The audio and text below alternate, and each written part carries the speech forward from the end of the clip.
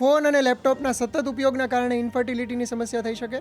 કે મોબાઈલની અસર સ્પર્મ પર થાય છે એટલે પુરુષને નુકસાન કરતા છે પણ સ્ત્રીઓને નહીં.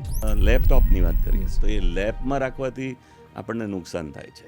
આપણા સ્પર્મ કાઉન્ટ પુરુષોના કોઈને સતત બેસી રહેવાની જોબ હોય તો એ વ્યક્તિને સંભાવના વધારે? જો ટાઈટ ઇનરવેર પહેરતા હોય સ્મોકિંગના કારણે કે પછી દારૂની લતના કારણે ઇન્ફર્ટિલિટીની સમસ્યા થઈ શકે? બહુ મોટો પ્રભાવ છે. એટલે સ્મોકિંગ અને આલ્કોહોલ સૌથી વધારે જો કોઈનું સાંભળવું પડતું હોય તો એ સ્ત્રીના સાસુનું છે. અને કોઈ ભઠ્ઠીમાં કામ કરો છો, કોઈ રેડિયેશન આવતું હોય એવી જગ્યાએ કામ કરો છો તો સ્પર્મ કાઉન્ટને અસર કરે છે. કોઈ ફાસ્ટ ફૂડ નથી.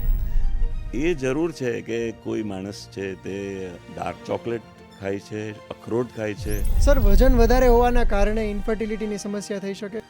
વજન છે ને ક્યારેય ક્રેશ કોર્સ નહીં કરવાનો. એટલે જરૂરી નથી કે એનો શિશ્નનો પ્રવેશ થયો હોય પછી જ બાળક રહે, એવું છે જ નહીં. એટલે બહાર ચામડી ઉપર પણ જો વીર્ય પડ્યું હોય તો એ એની મેળે ગતિ કરીને અંદર જાય છે અને એમાં પ્રેગ્નન્સી રહી જાય. સ્મોકિંગ અને આલ્કોહોલ બે બહુ જ ઇમ્પોર્ટન્ટ વસ્તુઓ છે જેનાથી ચોક્કસપણે નિસંતાનતા એટલે ફર્ટિલિટી પર અસર પડે છે.